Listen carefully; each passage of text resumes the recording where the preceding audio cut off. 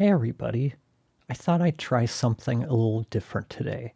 I've had a number of little things that wanted to talk about, but they really aren't worth creating an individual video for each topic. So I'm going to put these random thoughts, or I guess kind of odds and ends, into this video. I'll be talking about the new Rodecaster video, how one change made a big difference in my audio quality, why I bought a second 49-inch monitor, and my quick thoughts after demoing Castmagic for a month. So let's get started.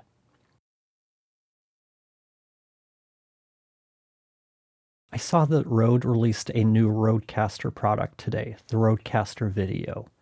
It looks nice and addresses a couple of kind of weak areas that the ATEM Mini has, and that's probably the closest competitor to this new Rodecaster Video. It adds USB inputs for using USB mics or UVC cameras, as well as integrating basically a 2-channel Rodecaster into it. The biggest drawback that I see is that for some reason the output is limited to 1080. As more and more people are moving into 4K, this seems like a missed opportunity for Rode to put out a switcher that is a little more future-proof. Late last year, I made some changes to my audio setup so I could get cleaner recordings and stop using as much noise reduction, or ideally stop using it altogether.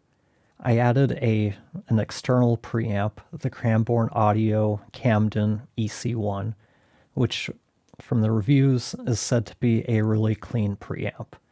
But I was kind of surprised, and still am, with how noisy it is, even when using a condenser. I know I have a quiet voice, but is it really that quiet? I didn't really give it much thought, but a couple of weeks ago when I flipped off the phantom power, I got the normal discharge noise, but then there was this really loud noise left. And by loud, I don't mean super loud. It was probably, I don't know, negative 40 dB, just enough that I couldn't work with having headphones on. And when I record, I often leave the preamp on in case I need to re-record something, or if I have another call later that day. But this noise was too pervasive to allow me to do that with headphones on, so I reached out to tech support. As part of the troubleshooting, I switched from using the XLR output to the TRS out. Both are line level, so I just kind of figured they'd be the same. Turns out I was wrong.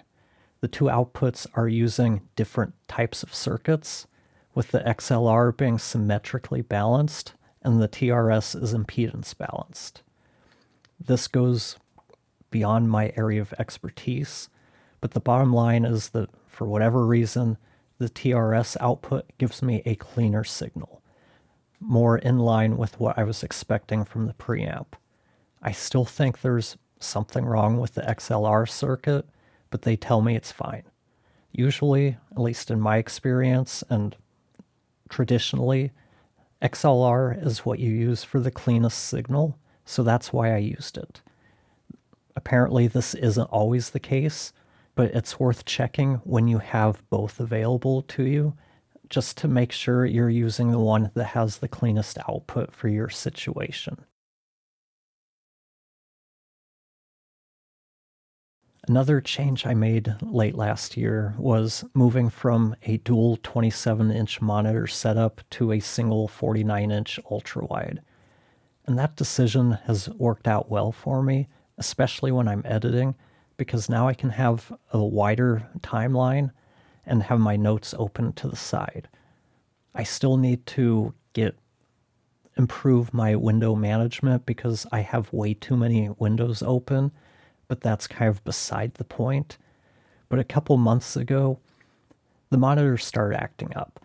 It started by showing ghosting of windows that are behind the active window, and then it started turning everything started getting blurry And so I reached out to tech support.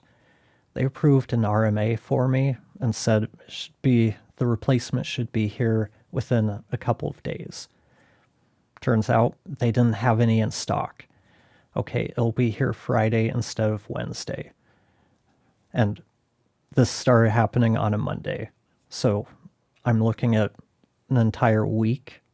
That's fine because I didn't have any editing deadlines that week, and I do have a backup monitor. That week, I was working on my website, and by the time Wednesday rolled around, I was already missing that extra real estate, whether in the form of a second monitor or the widescreen. I've been using a dual monitor setup or the equivalent for I don't know, 15 years, maybe longer. So it's not an easy change going to one screen. I started looking into getting a second backup monitor, and I found a 49-inch Samsung that was on sale for $750 and started thinking about what to do when that Friday ETA turned into Wednesday the following week. At that point, I ordered the Samsung so I would have a backup 49-inch monitor. I wasn't expecting it to become my primary screen, but the bigger radius has been nice. My other monitor had kind of a more gradual curve or radius, and the edges always felt a bit too far away for me. This screen solved that problem. There is a little bit of distortion, mainly when I'm trying to align stuff, like I was doing on my website, when I'm trying to look at alignment and something's in the middle of the screen and something else is off to one of the sides. They're lined up, but they don't always look like they're perfectly in line because of the curve. But other than that, it really hasn't been much of an issue. It ended up being nearly a month before that warranty replacement ended up arriving. The moral of the story is to have backups, or at the very least a backup plan for the emergency situation where one of your critical pieces of equipment goes down. As the year's coming to an end, I'm starting to plan for some content for next year. And I want to know, what kind of content would you like to see me create more of? Or new types of content? What would you like to know more about? What is frustrating you? I'm planning to do more equipment reviews. What types of equipment interest you? What kinds of equipment do you use? Are you enjoying this video? Let me know by liking it and leaving a comment. And if you know anyone who you think might benefit from my content, please share it with them. I'm nearing 500 subscribers and would like your help to get me over that threshold. And one last little bit of housekeeping. I'm trying to build up my mailing list. So if you'd like to join, you can do that. I'm still coming up with a game plan about what I'm going to offer, but I can tell you I'm not going to be spamming you with ads. But I will be attempting to provide the same kind of value like I do with this channel. And I'm also looking for some guidance on what you would like to see from me in your inbox. So let me know, and you can sign up at tanziasteracademy.com/contact. So about a month ago, I tried out Castmagic after hearing a lot of good things about it. And frankly, I was kind of overwhelmed by it. They do have a great community, and Greg was very helpful in answering the questions I had. They do appear to be constantly improving the platform to provide more value to their clients, and I'm sure that at some point the issues I have are probably going to be resolved, but the way it stands right now and for this foreseeable future, I just can't see it being a platform that I'm going to use over Gemini or ChatGPT.